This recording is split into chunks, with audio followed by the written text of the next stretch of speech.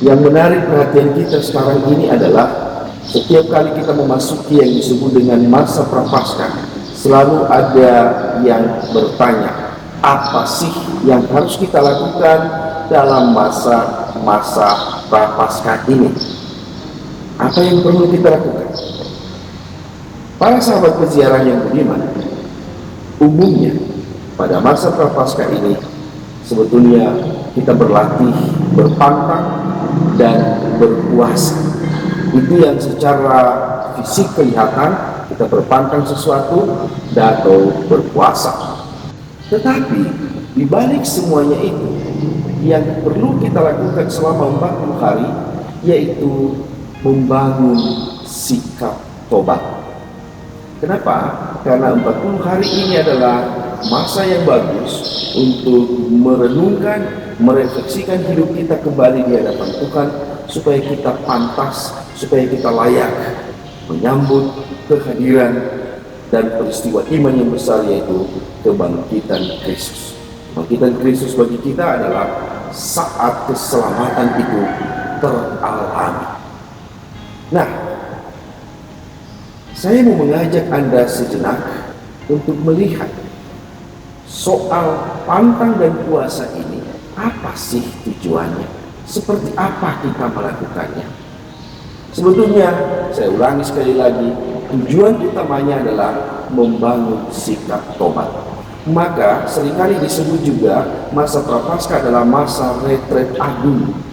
40 hari kita siapkan waktu secara khusus dan istimewa untuk melakukan refleksi tadi, yaitu kembali ke belakang, bukan mundur dalam arti harfiah, tetapi kita melihat kembali perjalanan kita sebelumnya. Dan dari perjalanan-perjalanan itu yang kita lihat, kita refleksikan, kita temukan ada titik-titik tertentu, ada peristiwa-peristiwa tertentu yang kita sendiri masuk dalam ruang-ruang gelap. Bahasa lainnya adalah dosa. Kita dikotori oleh dosa itu.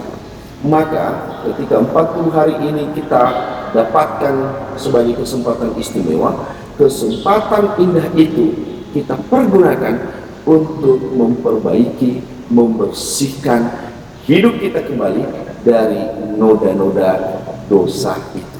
Maka disitulah disebut masa prapaskah adalah masa tobat. Sahabat peziarah yang budiman, salah satu doa yang paling khas dan khusus yang kita lakukan dalam masa tobat adalah yang kita kenal dengan doa tobat. Tapi sebelum saya mengucapkan doa tobatnya, saya mau menjelaskan dulu kenapa doa tobat itu dibutuhkan. Ternyata para sahabat peziarah yang budiman, tobat itu memiliki 3 fase. Fase pertama adalah orang yang bersangkutan menyadari sungguh-sungguh bahwa dia sedang jatuh atau dia melakukan dosa. Jadi siapa yang orang yang bisa bertobat? Yang pertama adalah orang yang sadar bahwa dia melakukan kesalahan. Jadi itu tahap pertama. Ketika dia menyadari bahwa dia melakukan kesalahan, maka yang kedua, fase berikutnya dia masuk, yaitu mengakui saya memang berdosa, saya memang salah, saya memang telah jatuh dalam sisi gelap itu. Jadi pertama adalah sadar bahwa dia berdosa, yang kedua dia mengakui dosanya, dan yang ketiga baru yang disebut dengan janji.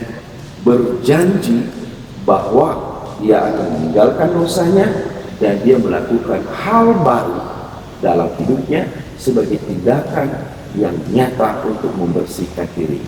Dan proses ketiga tahap ini yang disebut dengan metanoia.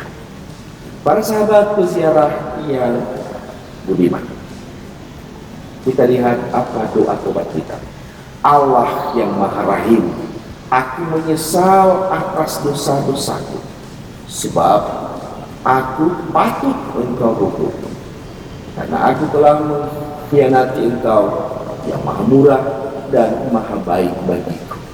Aku benci akan segala dosa dan berjanji dengan pertolongan rahmatmu hendak memperbaiki hidup.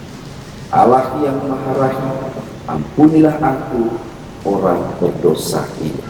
Nah, itulah doa tobat yang kita ucapkan, dan lihat ada 3 isinya. Allah yang maha rahim, aku menyesal atas dosa-dosa.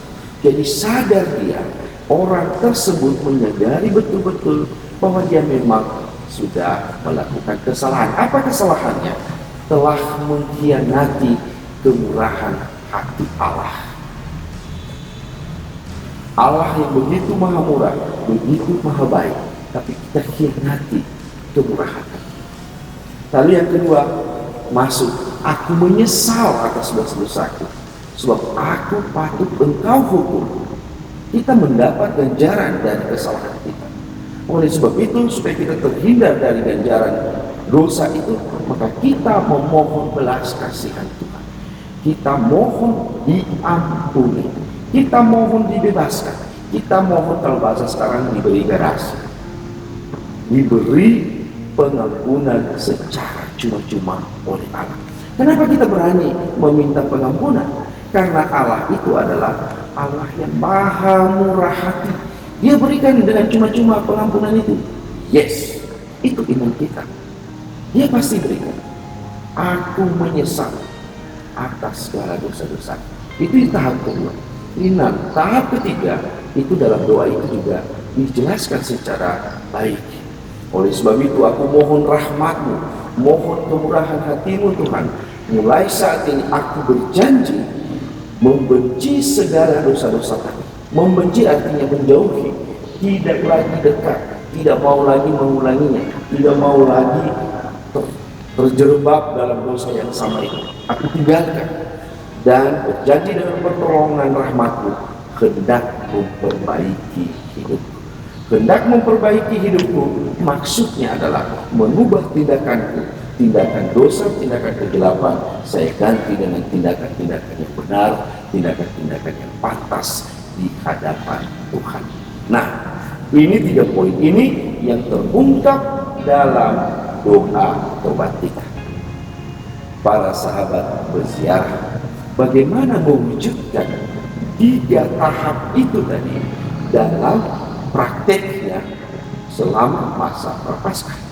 Caranya adalah kita mulai melatih diri kita, dalam hal ini fisik kita, untuk mulai melakukan perubahan-perubahan, mulai dari perubahan-perubahan kecil. Maka disitulah dibutuhkan pantangnya, disitu dibutuhkan puasanya, dan kita melatih daging kita, kita mengharuskan daging kita jangan lagi terlibat atau jangan lagi hanyut dalam kedagingan itu. Lalu kita ganti dengan kemurahan hati.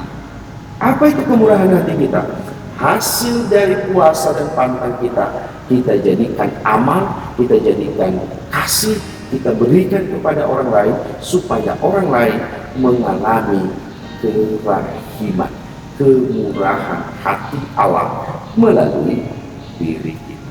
Nah, disitulah terjadi yang disebut dengan perubahan atau pertobatan yang kita kenal sebagai metanoia. Sahabat peziarah yang budiman, saya mengajak Anda pada saat ini, silahkan lakukan doa-doa tobat Anda, resapi dengan baik, dan ikutilah ketiga fase tadi supaya terjadi perubahan dalam hidup Anda, supaya Anda pantas, Anda layak menerima keselamatan dari Allah. Saya mau tekankan, Allah pasti mencintai dan mengasihi. Salam, sampai ketemu